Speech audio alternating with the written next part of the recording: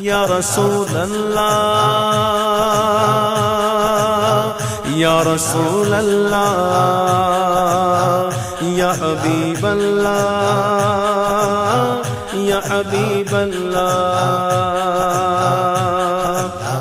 یا رسول اللہ.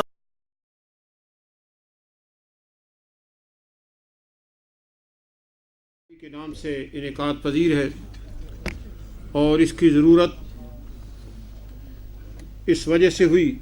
کہ اعلیٰ حضرت فاضل بریلوی اور ان کی جو حب رسول کی تحریک تھی اور انہوں نے جو ناموس رسالت کی حفاظت کے لیے کارائے نمایاں سر انجام دیے، انہیں غلط انداز سے اردو، انگریزی اور عربی میں پیش کیا جا رہا ہے. اور یقیناً ہماری یہ ذمہ داری بنتی ہے کہ اپنے امام کہ وہ اقوال، وہ ارشادات، وہ فتاویٰ جو انہوں نے علماء سلف کے فتاووں کے مطابق پیش کیے اور حب رسول کے تقاضے پورے کیے، انہیں ہم بھی اجاگر کریں. یہ ہماری ذمہ داری بنتی ہے اور اسی ذمہ داری کا احساس ایک مدت سے ہمارے ذہنوں میں موجود تھا اور آج اسی داہیہ کو جو ہمارے ذہن میں تھا ہم پورا کرنے کے لیے یہ کانفرنس منعقد کر چکے ہیں، جس میں ہمارے نامور علماء کرام اعلیٰ حضرت فاضل بریلوی رحمۃ اللہ تعالیٰ علیہ کا علمی مقام جو ہے وہ اجاگر کریں گے. آپ جانتے ہیں کہ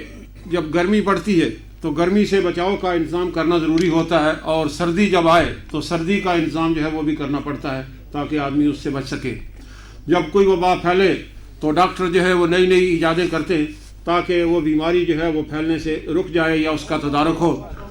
اسی بنا پر علماء یہ کہتے ہیں کہ حالات کا جائزہ لینا چاہیے اور حالات کے مطابق اپنے آپ کو ہمیشہ تیار رکھنا چاہیے. جب تیر و تفنگ کی لڑائی تھی تو اس وقت تیر و تفنگوں کے ساتھ مقابلہ کیا جاتا تھا. اب ایٹمی دور ہے اور ایٹمی دور میں ایٹمی دور ہی کے تقاضے جو ہیں وہ پورے کرنے ہیں. جس طرح کی مخالفت ہمارے امام کی جا رہی ہے، ہم یہ چاہتے ہیں کہ اسی انداز سے اس کا معقول انداز میں جواب دیا جائے. امام احمد رضا خان بریلوی نے کوئی نئی چیز جو ہے وہ دنیا کے سامنے پیش نہیں کی، بلکہ قرآن و حدیث اور فقہائے اسلام کے اقوال کے روشنی میں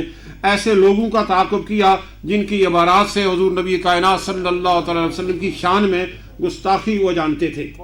اور جو بھی گستاخ رسول ہو وہ یقیناً اسلام کے ساتھ اس کا ربط جو ہے وہ کمزور ہوتا ہے، اور فقہائے اسلام اور مفتیان اعظام کی یہ ذمہ داری ہوتی ہے کہ وہ ان کی گرفت کریں. اسی گرفت کے لیے اعلیٰ حضرت فاضل بریلوی نے اپنی ساری عمر جو ہے وہ تحفظ ناموس رسالت کے لیے ہمیشہ کوشش رکھی اور 1000 سے زیادہ کتابیں آپ نے تصنیف فرمائی. سبحان اللہ، سبحان اللہ.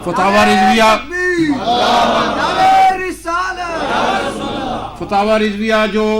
12 ضخیم جلدوں میں تھا، جس میں عربی عبارات تھی، فارسی عبارات تھی اور اس میں تخریج نہیں تھی. اب جامعہ نظامیہ لاہور کی مسائی سے ان کی نگرانی میں جید علماء کرام اس پر کام کر رہے ہیں اور اس کی 20 جلدیں تخریج کے ساتھ، عربی ترجمے کے ساتھ، فارسی ترجمے کے ساتھ شائع ہو چکی ہیں، جن میں سے 18 جلدیں جو ہیں وہ یہاں موجود ہیں. بریڈفورڈ بالخصوص جمعیت تبلیغ الاسلام کے نمازی جو ہے انہوں نے اس فتاوی کے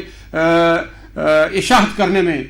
جامعہ نظامیہ کے ساتھ بھرپور تعاون کیا ہے، اور جامعہ نظامیہ کی طرف سے اور اس شخص کا شکریہ ادا کیا جاتا ہے جنہوں نے اس اشاعت نو میں جامعہ نظامیہ کے ساتھ ہماری توسط سے ہماری معرفت جو ہے تعاون کیا ہے. رب کریم ان سب کو جزائے خیر عطا فرمائے. سامعین نظام، اگر کوئی شخص اپنے باپ کے بارے میں یہ کہے کہ آپ کی علمی حیثیت جو ہے وہ بڑی کمزور ہے اور آپ کے علم سے شیطان کا علم جو ہے یہ زیادہ ہے، تو کوئی عامی قسم کا مسلمان اپنے باپ کی علم کی تشبیہ شیطان کے ساتھ جو ہے وہ نہیں سن سکتا.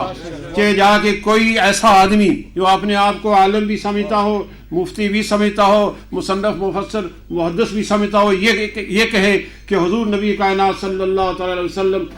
کے علم سے شیطان کا علم جو ہے وہ نص قطعی سے ثابت ہے. اور اگر کوئی شخص یہ کہے کہ حضور نبی کائنات صلی اللہ علیہ وسلم کا خیال نماز میں اگر پیار و محبت کے ساتھ آ جائے تو اس خیال سے اگر جانوروں کا خیال آ جائے تو وہ خیال بہتر ہوگا حضور نبی کائنات صلی اللہ علیہ وسلم کا خیال محبت کے آنے سے.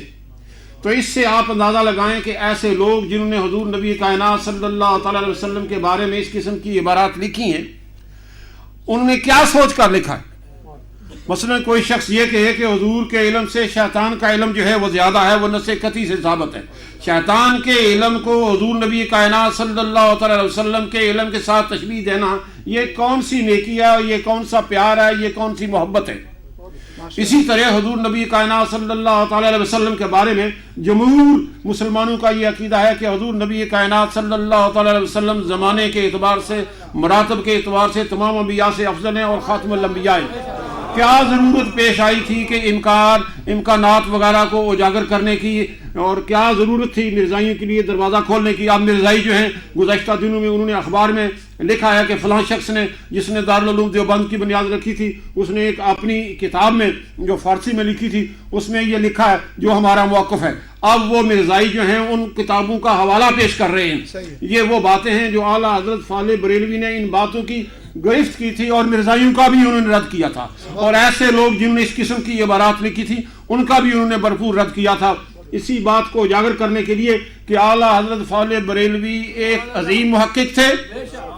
ایک عظیم مفسر تھے، عظیم مفتی تھے، عظیم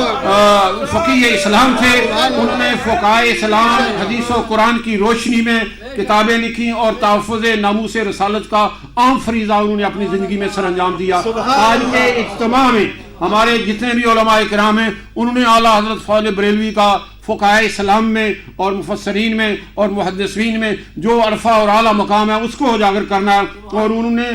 اپنی زندگی میں جو تحریک ناموس رسالت کے لیے چلائی تھی اس کے بارے میں انہوں نے ارشاد فرمانا ہے۔ کوئی نئی بات جو ہے آج ہم اس کانفرنس میں کرنے والے نہیں ہیں، صرف اتنی بات کرنے والے ہیں کہ اعلیٰ حضرت فاضل بریلوی نے حضور نبی کائنات صلی اللہ تعالی علیہ وسلم کے ہر اس گستاخ کا محاکمہ کیا اور اس کا پیچھا کیا جس نے کسی بھی انداز سے حضور نبی کائنات صلی اللہ تعالی وسلم کی توہین کی۔ سامعین نظام،